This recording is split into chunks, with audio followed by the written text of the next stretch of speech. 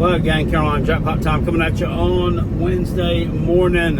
Hope everybody's doing well today. I want to talk for a minute about South Carolina versus Ole Miss on Saturday afternoon. But listen, if you're new around here, consider staying true around here and subscribe to the Carolina Jackpot channel. We have a heck of a good time doing college football stuff here all year long. The plan is to live stream the game this Saturday afternoon at 3:30. Live fan reaction as normal. I think that my power is going to be, I have 100% almost confidence that it's going to be restored. Well, I say 90% by Saturday afternoon. They were out there for several hours yesterday afternoon working on our power lines at the end of the neighborhood. And from what I've heard, they have to come back in the morning and finish something up, and then it should be good to go. Fingers crossed, because it's been quite a few days. And I mean, I would be remiss if I didn't say that the few days of not having power, not having good cell phone service, that myself and my family and friends here have had to go through, is like absolutely. I bet those people in Western North Carolina would switch places with me in a heartbeat. There have been some people, some bad situations there with the flooding. I mean, I've heard horror stories. Bodies buried in the mud, bodies in trees. I mean, it's really bad. So this is nothing. But at any rate, not to get the video off on a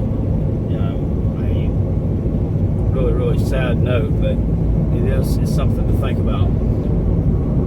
So Gamecocks versus, and by the way, live show tonight. I will find some way to do the live show with Rob. Either I'll have to go to my son's apartment and do it, or something. We'll figure it out. Anyway, Gamecocks versus Ole Miss Saturday. I've heard a lot of talk about Juice Wells this, Juice Wells that. They've got little clips of interviews from the press conference yesterday with the Gamecock players and Shane Beamer, and they'll entitle a video Debo Williams on Juice Wells and playing Ole Miss Saturday. Tonka Hemingway on Juice Wells and playing his game Saturday. Lenore Sellers on Juice Wells. Look, you're not playing Juice Wells on Saturday. You're playing Ole Miss. And, oh, by the way, a team that, in theory, one would think is going to come in very focused, very pissed off from losing to Kentucky on Saturday. I mean, that was totally unexpected. They weren't ready to play that game. They got knocked off at home. And this is a huge game for them. It's a huge game for South Carolina too, but this is like do or die time for Ole Miss. If you lose this game to South Carolina, next week you got to go on the road and play LSU. You've also got to play Georgia at home. If you lose this game to South Carolina Saturday, you ain't winning both of those games and ended up 10-2. It's not going to happen. So if Ole Miss wants to make the college football playoff, they want to stand an outside chance at making an appearance in the SEC championship game, they know they've got to win this game Saturday against the Gamecocks. And with the Gamecocks, on the flip side, you're starting off Cocktober, only 3 games this month, but 3 pretty tough games, right? Ole Miss at home. Then the next week, we go on the road to Alabama. By the way, that will be the only game that's not going to get live streamed here on the Carolina Jackpot channel. The Carolina Jackpot will actually be at that game. So I'll be doing some videos from the game, but leaving out Friday morning, and I won't return until late Saturday evening. So there will be no live stream of that ball game. Hopefully we'll have a good time. The chances of us pulling off some kind of miracle victory, or slim and none. But it's still going to be fun to visit one of the historic and or iconic venues in college football. That should be a lot of fun. I've just been seeing a lot of things out there where we're doing nothing, but it seems like the talk is centering around, it's focused on Juice Wells. You're not just playing him, and I hope they understand, and I'm sure they do, that he's not wide receiver one for Ole Miss. In fact, wide receiver one Trey Harris has over 800 yards of receptions, close to 900. That's the guy. He is the man. He is him. That's the guy who needs to be locked down on Saturday afternoon, not Juice Wells. Juice Wells is really, I mean, tell what you want. I think that foot injury probably has lingered. I don't think he's the same player he was. He had no stats. He went dick against Kentucky. Nothing. In this game Saturday, I would much rather see you shut down Trey Harris or limit him, because you're not going to shut him down, and win this ball game by 3 points, then I would rather see you shut down Juice Wells and lose it by 14 points. That said, let the guy have his catches. If that's what's going to happen. As long as you contain the other dude, I still like your chances a lot. I like them a lot. I've heard all the talk about this game. It's personal. It's this. It's that. Everything has to have a storyline behind it. You know, what should be personal is the task at hand. What should be personal is going 4-1 and beating Ole Miss. That's what should be personal. What should be personal is getting back to a bowl game and atoning for that shitty season you had last year. That's what should be personal. Because if you go 4-1, if you win this game, you go 4-1, I don't see any way that you don't make a bowl game. Because you've got Wofford on the schedule, that's win number 5, and then you just have to win one more game. And if you're capable of knocking Ole Miss at home, then surely to God, you can beat either a Vanderbilt, Missouri, Texas A&M, or Clemson. And yeah, Clemson, because guess what? You damn energy suckers, you damn electricity thieves. I'm not that impressed with you. And look, no, it's not because I don't like Clemson. Everybody knows I don't like Clemson. I've made no bones about that. In fact, this channel is solely based a lot on that. Did y'all see where Uncle Lou, by the way, was staying at Pigskin Pete's house until his electric and shit gets restored? He was sleeping or he wasn't sleeping, but he was in a room with them. There's Clemson shit all over it. I don't know, man. I don't know. I might have to just I might just have to settle for the dark house, shade, and have any water. I might have to just go dip water out of the creek. I don't know. I don't think I could do it. I couldn't stay around that. I don't know. I'm just kidding. The Georgia fans don't hate those fuckers as much as we do. In fact, I don't think they do at all. I mean, they at a clip normally beat them 4 out of every 5 times they play them. So, what is it, 44-18 or something like that? Yeah, I don't think they really care that much about Clemson, to be quite honest with you, but we do, and they are beatable. Stanford the other night didn't have a real good game plan dialed up against them. That said, South Carolina will, and they're going to make it 2 in a row in Death Valley. Yeah, I'm very confident in that happening this year. But Ole Miss is the task at hand on Saturday, and not Juice Wells. I mean, if shutting him down is part of the game plan, and that's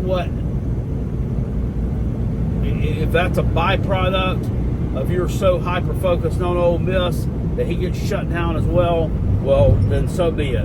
But don't be hyper focused on just him and the hatred jab because, look, I mean, what he did probably in 5 years, what he did would probably be considered mild compared to what anybody will be doing 5 years from now. I mean, God only knows. You might have, who the hell, I don't know, some kid playing on 2 different teams the same year or something. I can only imagine because there are no rules. There's no regulation around any of this. And we saw that with the UNLV dude, which, by the way, I don't know that whole story yet. So, I mean, I don't know if the kid was lied to or not.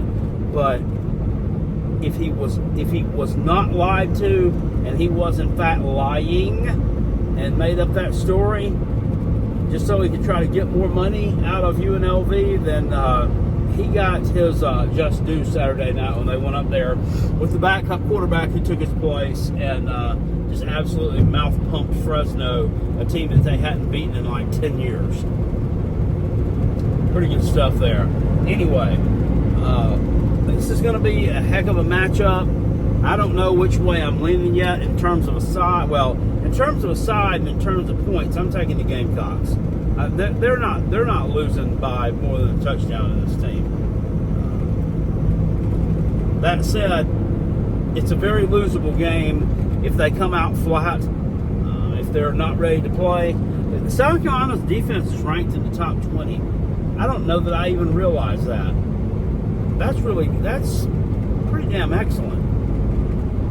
Here's what concerns me.